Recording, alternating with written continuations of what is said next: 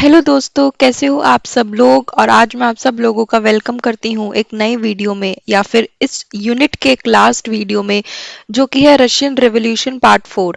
तो जैसे कि दोस्तों मैंने आपको बताया था, रशियन रेवोल्यूशन एक बहुत ही बड़ा यूनिट था। इसमें सोशलिज्म था, एज ऑफ सोशल चेंज था, और ये फ्रेंच रेवोल्यूशन से भी बड़ा था। तो इसलिए इसके 4 वीडियोस मुझे बनाने पड़े ताकि आप हर एक वीडियो को देख के ये चैप्टर को आप अच्छी तरह समझ पाएं। तो आज ये इसका लास्ट पार्ट है, Russian revolution part 4।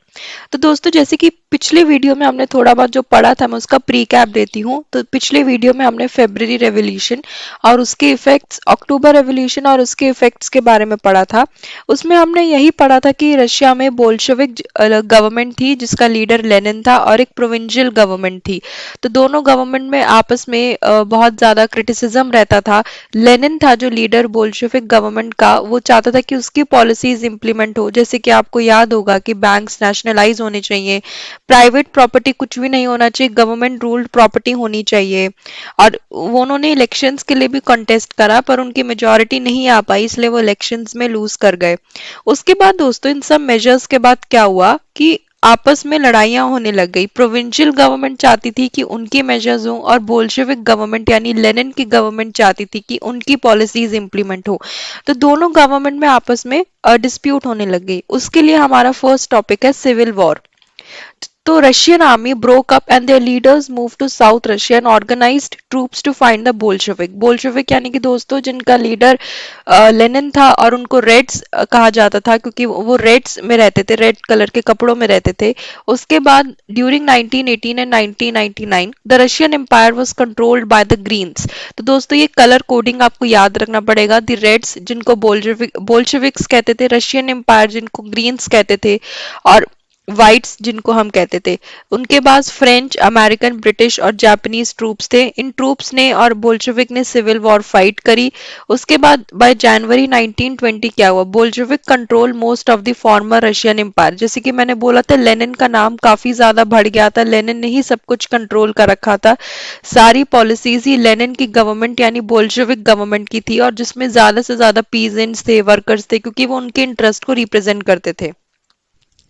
In the name of defending socialism, Bolshevik colonies brutally massacred local nationalists। तो सोशलिज्म के नाम पे बोल्शेविक कॉलोनिस्ट ने जो लोकल नेशनलिस्ट थे उनको वो ढंग से ट्रीट नहीं करते थे, उनके साथ मारपीट करते थे। क्योंकि धीरे धीरे जैसे दोस्तों लोगों के पास पावर आनी शुरू हो जाती है और उनका कंट्री में बोलबाला हो जाता है, तो वो अपनी पावर गलत तरीकों से एक्सरसाइज करते हैं, जो कि बोल्शेविक कॉलोनिस्ट कर रहे थे।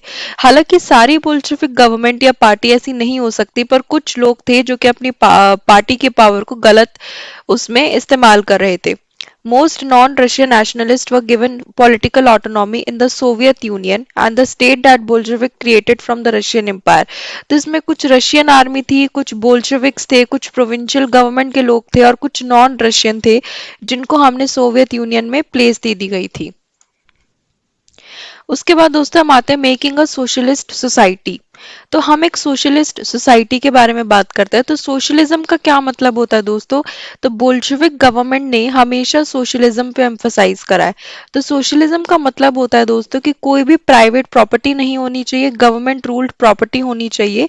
तो इसलिए इंडस्ट्रीज और बैंक्स को भी नेशनलाइज कर दिया था, कुछ भी प्राइवेट नहीं रखा गया था। Peasants were permitted to cultivate the land. Earlier क्या होता था, पीजेंट्स के पास उनका खुद का कोई लैंड नहीं होता था, उनको क्लर्जी या नोबिलिटी के लैंड पे कल्टीवेट करना होता था। पर अब पीजेंट्स के पास अपना खुद का लैंड भी है। सेंट्रलाइज्ड प्लानिंग होगी थी। जैसे दोस्तों आपको पता होगा, इंडिया में भी शुरू में 5 ईयर प्लान्स होते थे, 10 ईयर प्लान्स होते थे। उसके बाद उसको हमारी प्लानिंग कमीशन को हमारी नीति आयोग ने रिप्लेस कर दिया था। ऐसे ही वहां पे 5 ईयर प्लान गए। इन 5 ईयर प्लान में दोस्तों अलग अलग चीजों पे फोकस होता है, कि इकोनॉमिक ग्रोथ पे, मोर्टेलिटी रेट्स पे, इंडस्ट्रीज पे, एजुकेशन पे, हेल्थ पे। तो during the first 2 plans the government fixed all the prices to promote industrial growth. जैसे कि दोस्तों आपको पता था, रशिया में ये बहुत बड़ी प्रॉब्लम थी कि बेसिक सप्लाईज के प्राइसेस ही बहुत ज्यादा हाई थे, लेबरर्स की वेजेस कम थी, बेसिक कमोडिटीज के प्राइसेस बहुत ज्यादा हाई थे। इस वजह से लोगों को बेसिक एम्यूनिटीज खरीदने में भी बहुत प्रॉब्लम होती थी, और उनकी उतनी सप्लाई नहीं थी। तो गवर्नमेंट ने सारे प्राइसेस को फिक्स कर दिए ताकि वो इंडस्ट्रियल ग्रोथ को प्रमोट कर पाए। उसके बाद ये जो 5 ईयर प्लान था, ऑब्वियसली दोस्तों इससे इकोनॉमिक ग्रोथ हुई, इससे इंडस्ट्रियलाइजेशन हुई, और इससे क्या हुआ, रैपिड कंस्ट्रक्शन से पुअर वर्किंग कंडीशन हो गई।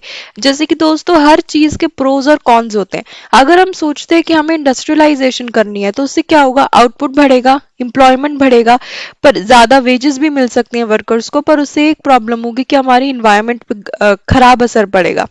तो हमारी इन्वायरमेंट पे क्या होने लगा दोस्तों, रैपिड कंस्ट्रक्शन से हमारी इन्वायरमेंट खराब होने लग गई और वर्किंग कंडीशंस पुअर होने लग गई, क्योंकि अब बहुत ज्यादा कंपटीशन हो जाता है इंडस्ट्रीज में आउटपुट को लेके और सेल्स को लेके, रेवेन्यू को लेके, तो इसलिए उनके वर्किंग कंडीशंस को वो कॉम्प्रोमाइज करने लगे। स्कूलिंग सिस्टम डेवलप हुआ और फैक्ट्री वर्कर्स और पीजेंट्स के बच्चों को अलाउ कर दिया गया ताकि वो यूनिवर्सिटीज में जा सके।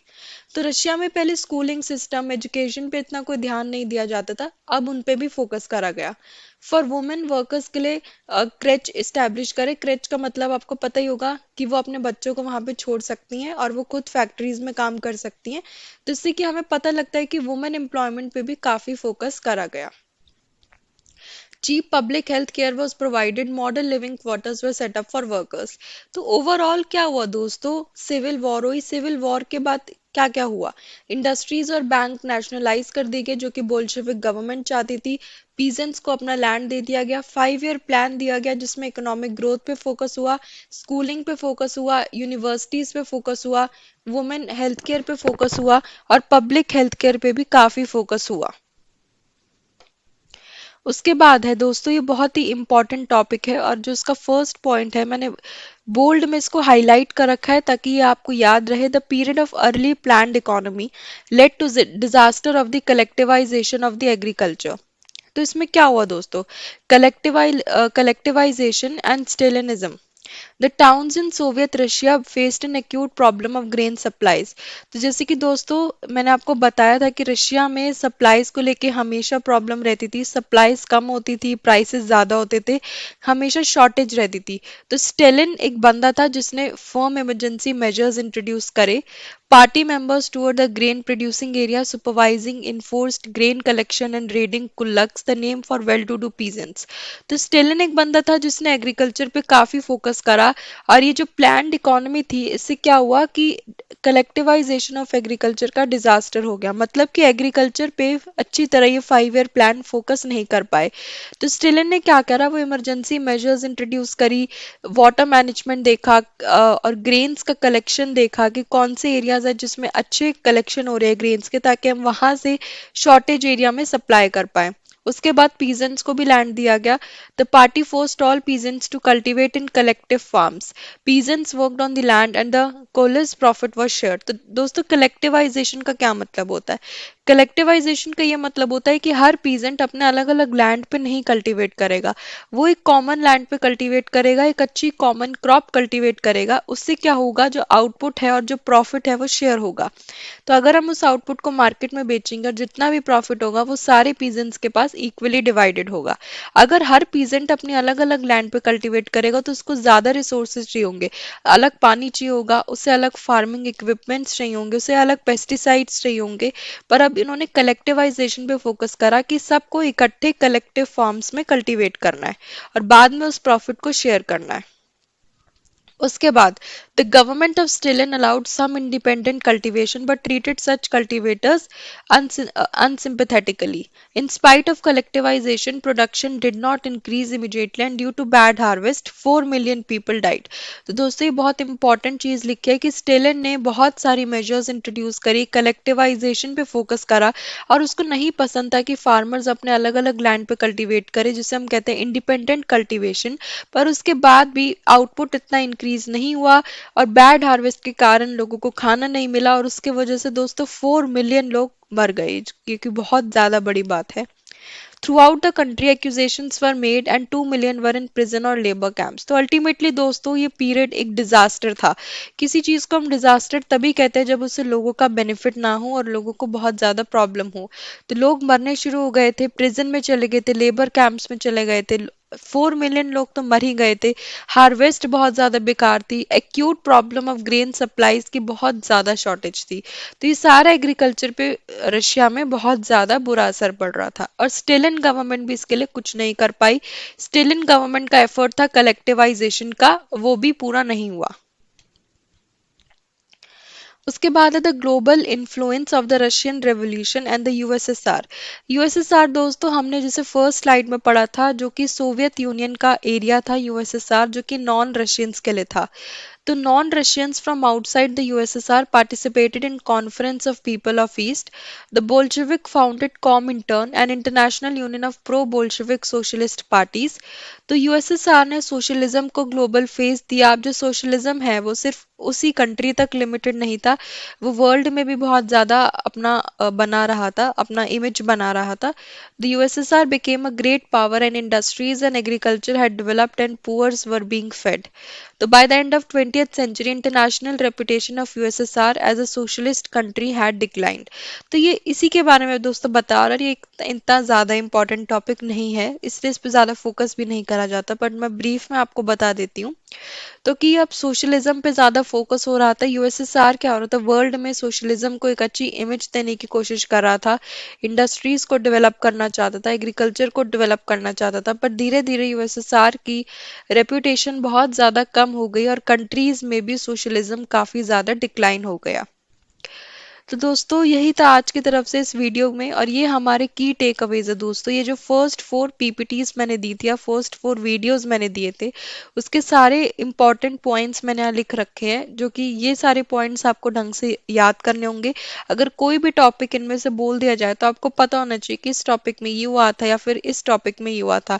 तो उसके सारे इंपॉर्टेंट टॉपिक्स हैं और ये सारे इंपॉर्टेंट पॉइंट्स हैं इस चैप्टर से, socialism in Europe and the Russian revolution. तो दोस्तों ये था रशियन रिवॉल्यूशन के बारे में। आई होप आपको ये पूरा सीरीज बहुत ज़्यादा अच्छा लगा होगा।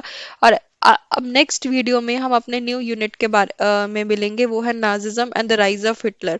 तो उसके लिए भी दोस्तों 3-4 वीडियोस है, वो टॉपिक भी आपको अच्छी तरह क्लियर हो जाएगा, और वो भी बहुत एक इंटरेस्टिंग टॉपिक है, और वो हमारे हिस्ट्री का ब्लास्ट यूनिट होगा।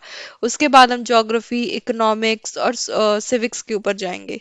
सो आई होप दोस्तों आपको ये वीडियो पसंद आया होगा। प्लीज़ इसे लाइक कीजिए, शेयर कीजिए, सब्सक्राइब कीजिए, और कमेंट डाउन सेक्शन में ज़रूर बताइए कि क्या आपको इसमें और चाहिए या फिर क्या आपको इसमें पसंद नहीं आया। प्लीज़ दोस्तों अपना फीडबैक ज़रूर दीजिए।